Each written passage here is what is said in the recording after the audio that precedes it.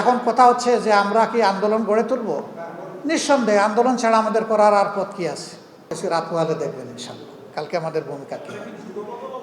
আমরা সংসদে থাকবো না এটা বলি নাই, আমরা সংসদ থেকে ওয়াক আউট করেছি, আমরা সংসদকে গিভ আপ করি নাই, আমরা তো সংসদের অংশ। আপনারা দেখবেন কালকে আবার কালকে বলছিলাম না যে রাত পোহালে আপনারা দেখবেন, আজকেও বলতেছি রাত পোহালে দেখবেন ইনশাল্লাহ কালকে আমাদের ভূমিকা কী।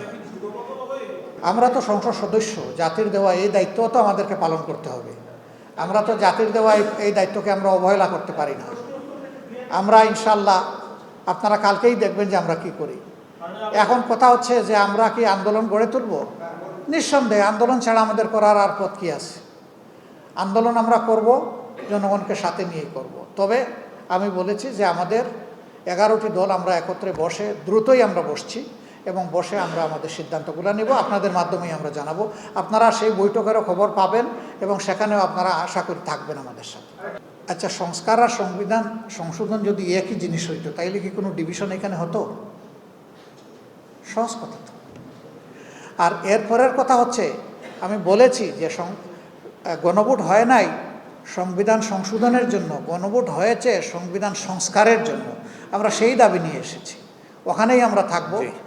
এটাই আমাদের স্পষ্ট অবস্থা। জুলাই সনদ, সেখানে বর্তমান সরকারি দলের গুরুত্বপূর্ণ জায়গাগুলোতে ডিসেন্ট আছে, তারা ডিসেন্ডিং অপিনিয়ন দিয়েছেন। তারা কি করবেন এটা তাদের ব্যাপার, কিন্তু জনগণের সংস্কারের আকাঙ্ক্ষা, দেশের রাজনৈতিক চরিত্রের পরিবর্তনের এই আকাঙ্ক্ষাটাকে নিয়ম মাফিক চলতে দেওয়া হলো না। এটাই জাতির জন্য, আমাদের জন্য কষ্টের জায়গা, আর এই সংসদের জন্য এটা দুর্ভাগ্যের জায়গা। আমরা আপনাদের সহযোগিতা চাই। আপনারা জানেন 11টি দল আমরা নির্বাচনের আগেই বিভিন্ন দাবিতে আমরা ঐক্যবদ্ধ হয়েছি।